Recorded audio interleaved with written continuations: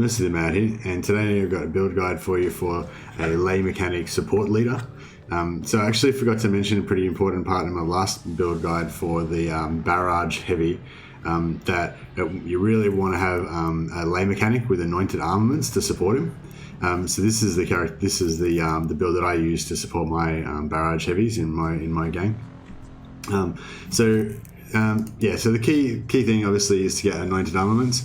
So this means that when your heavy sets up their barrage, which means that they're going to shoot at every target that moves through the barrage's area of effect, this anointed armaments, the important part is prevents loss of weapon reliability. So if you have a weapon that has unlimited ammunition, like an autocannon, then the weapon loss of reliability won't be a factor either. So that ganger can then essentially get endless amount of shots. They won't lose reliability. They won't run out of ammo because the weapon that you're choosing doesn't have ammunition. So they'll just keep shooting. So if you can get this on a walkway, get your barrage on a walkway where the enemy gang has to move through it, you just have endless shots. Everything that moves through there will keep shooting and shooting. So in my gang, I've got three heavies that can potentially do this. So then this character can put anointed armaments on all three of them. And then go from there. Also, you don't need to activate this character first. So later in the game, you might activate your lay mechanic first and put the anointed armaments on the characters before they go, because it only lasts until the end of the turn. But you can also activate one of your heavies first turn, move them out, place their barrage on a walkway where the enemy gang is going to pretty much have to move through it. Then the enemy player will activate, or the enemy AI will activate one of their characters and move through, maybe take 2 or 3 hits from your barrage. At this point, your heavy won't be out of ammunition if they've got an ammunition weapon, and their weapon won't be broken from loss of reliability. It'll still have half health left or whatever on the weapon. So at this point, the lay mechanic can come in for your second activation, put this down, and that'll stop further loss of weapon reliability on the heavy. Or you could go third. You could possibly make it the third activation.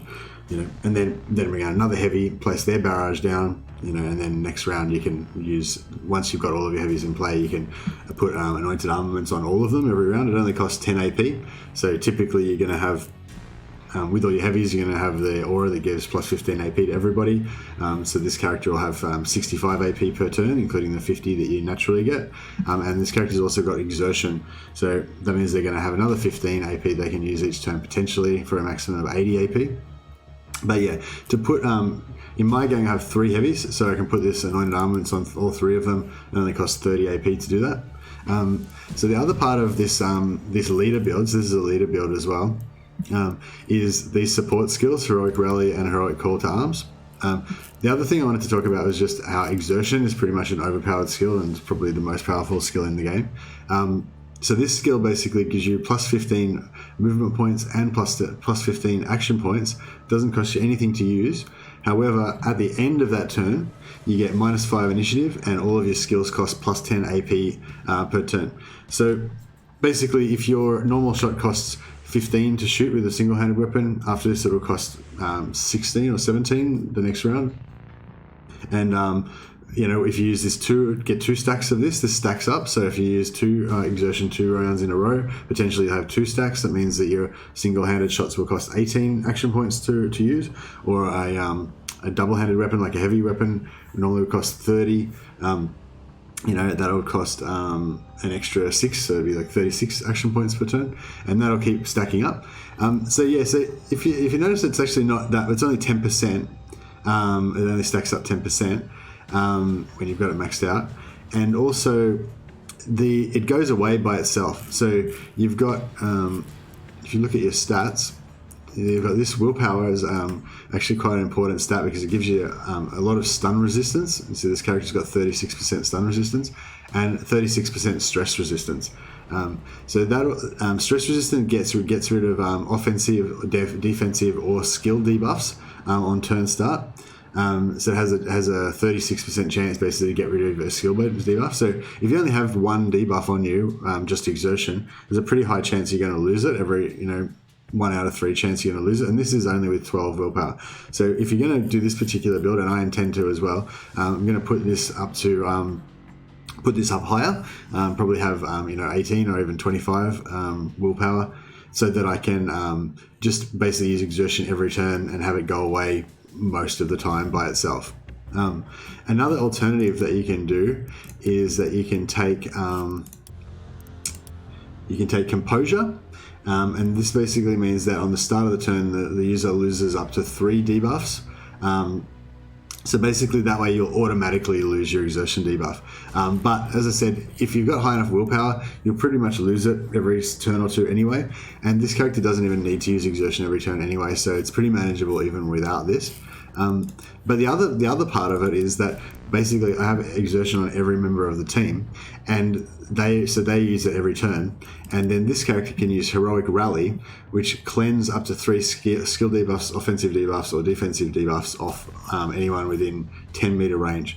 So basically, how I normally play is I have 3 heavies in this group.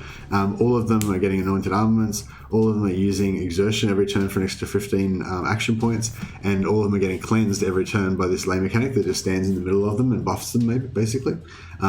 She'll usually have a few action points left over. She might blink at somebody with her pistol or something like that, but her primary job is to just buff those heavies and keep them pumping out the damage via barrage and their normal shots.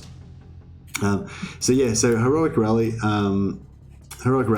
it gives, it gets rid of the debuffs. It also gives them plus 35% stun resistance and stress resistance. So that means stress resistance is the one that gets rid of the debuffs.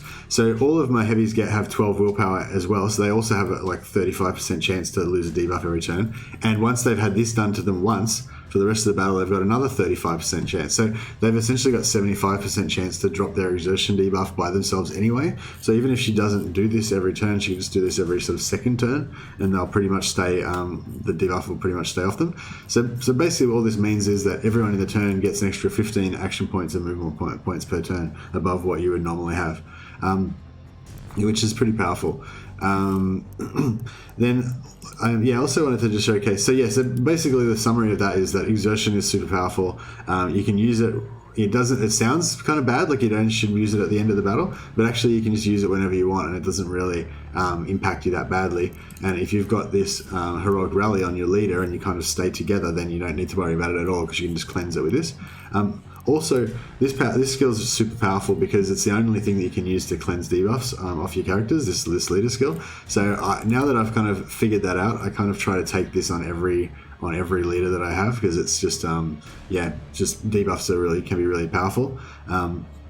The Null Nade, for example, puts minus 75% healing debuff on your character, plus strips all their buffs to make them really vulnerable. So if you want to then heal that character with the consumable, or they want to use Iron Will on themselves to heal them, you really need to use Heroic Rally to strip that Null Nade 75% healing debuff off them first.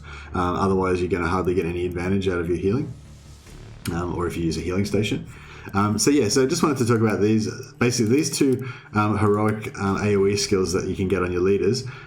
This one is a different house variant for each house, but Heroic Rally is the same for everybody. So you can even use that as a pre-buff at the start of the battle, even if they don't have any debuffs, just to get the 35% stun resist and stress resist on everyone. So it's a really cheap skill that has a lot of usage. And it's also a really good team buff. It gives you 35% stun and stress resistance to everyone in the team, just for the cost of one skill slot on your leader. This one, again, same sort of thing, Heroic Call to Arms. It gives you plus 25% bypass ranged evasion on all of your on everyone within 10 meters, and lasts till the end of the battle.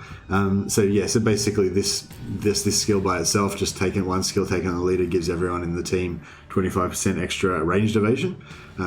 So your ranged evasion is often going to be quite high because you get obstructed by objects, that gives you ranged evasion. Or if you crouch down, that gives you ranged evasion. This just gives you an extra 25 ranged evasion on everybody as well. So some of the other leader builds I've used are quite gimmicky around getting a lot of damage out of your leader, or a lot of action points, or giving a lot of action points to other characters or whatever. This leader is quite passive. She doesn't really do anything. She just hangs around and buffs everybody else. And I also kind of use her as a melee bulwark. Barricade, pretty much a no-brainer. You've got to take Barricade if you're going to take a lay mechanic, I feel like. I mean, obviously that's not literally true. You can build your characters any way you want, but I feel like Barricade is just such a there's so many uses for it, for controlling the battlefield. If you need some cover and you don't have any cover, you can put down a barricade. If you need to block a walkway, you can put down a barricade. There's just so many usages for it, especially when you're trying to manipulate the AI. You can barricade around exits. You can barricade a walkway to make them have to go through your barrage. So essentially, if you've set up a couple of barrages with your heavies and the enemy doesn't seem to be going through them, you can use your lane mechanic to then pop down some barricades to force them to go through that area where your heavies have the barrage laid down. And also, because she's kind of going to be sort of sitting back passively, I use her as a little bit of a tank, so she can bulwark to give her 20% damage absorption before she's about to do something dangerous. She's also got every extra 75 HP from Vanguard, and she's got self-preservation, so if she gets heavily wounded, then she gets hit resistance 35, so she can tank a few more shots before she dies. And I probably intend to give her a couple of more tanking passives as well, but I just haven't quite got there yet. We'll just have a quick look at what's available. I really like Killing Spree for Orlocks or for Goliaths as well, but this one gives you plus 15 range crit chance. So she usually carries a pistol. And what else is another possibility is to give her rear guard as well, because she's already got the plus 75 HP, so the minus 50 HP is not too bad. But honestly, she doesn't tend to do much in my game. She just sits back and supports, so she doesn't really need the extra action points. I prefer to give her the extra HP, so if in a clutch moment she can step forward and tank a melee character, or I can put her into an ambush. I don't have a Spudjack on her at the moment, but what you can do as well, so basically what I've got to set up for is to do a double-handed ambush, like a two-handed ambush. So she's got the rock drill, which has got a 90% stun chance, and then she's also got her just bare fist that's got a 25% stun chance, but you hit 3 times with it. So yeah, barehanded actually is kind of interesting, like it's got a bit of functionality. The main things about bare fist are that it hits 3 times, so it works well with certain things, like anything that relies on hits or misses. So there's a brawler skill, I can't remember what it's called now, but basically if one of your attacks gets evaded or grazes, then you get a buff to precision and accuracy after that. So if you're trying to miss, basically if you throw a cheap punch with one hand, you've got minus 25 hit precision and you hit 3 times, so you're almost certain to get a graze or a miss out of those 3 attacks with your fist. So it's quite good for triggering stuff like that. On the other hand, if you're trying to trigger a crit before you do a big attack or something like that, this will give you 3 attacks to trigger that. If you're trying to trigger a stun, as I said, you got three times chances to hit the stun. You're probably better off with the Spudjack, because that'll actually do double the amount of damage, and a little bit of damage is always good. But if you're just purely trying to get hits on the enemy, I'm not sure if there's any real good way to apply it, but I just thought I'd point it out. It's pretty cool. I don't know if there's any other weapons that can hit 3 times, so anyway, just thought I'd mention it. But yeah, so basically she can set up in a double-handed ambush. So she's going to hit with the Spudjack, get 90% chance. She's going to attack 3 times with the fists and get, I'm not sure what probability would work out to with that, but maybe it's like 55, 60% chance to get a stun, assuming all of the fists hit. And she just uses a pistol normally as her ranged attack if anyone gets close enough. I don't want to use a plasma pistol particularly, but that's all I've got at the moment. So that's pretty much the build. Basically, just to summarize again, I just wanted to say, if you're using the barrage heavy build that I put up, or some variant of that, you want Anointed Armaments so that your barrage heavies can just keep firing indefinitely. Their weapons will never break. Exertion is like the most powerful skill in the game. You could definitely put it on every character, and you should probably consider putting it on every character if you can, unless you can't fit it in or something. It doesn't really have a downside. It kind of goes away by itself most of the time, and if you use Heroic Rally, that completely gets rid of the downsides of Exertion on your team. So if you have a hero like that, and that also gives you, and also the other thing that's cool that this build is showcasing is just the Heroic Rally and Heroic Call to Arms, which are basically team buffs. So, you know, now I pretty much always take a Saboteur in every gang, specifically for Chem Synth, if nothing else, just because it's a team buff that buffs everyone in the team. And these two both buff everyone in the team as well, so they just make the whole team tougher. So yeah, just hope that was interesting to you guys. And yeah, you can subscribe if you want to be alerted about future build guides and videos. Thanks guys, catch ya.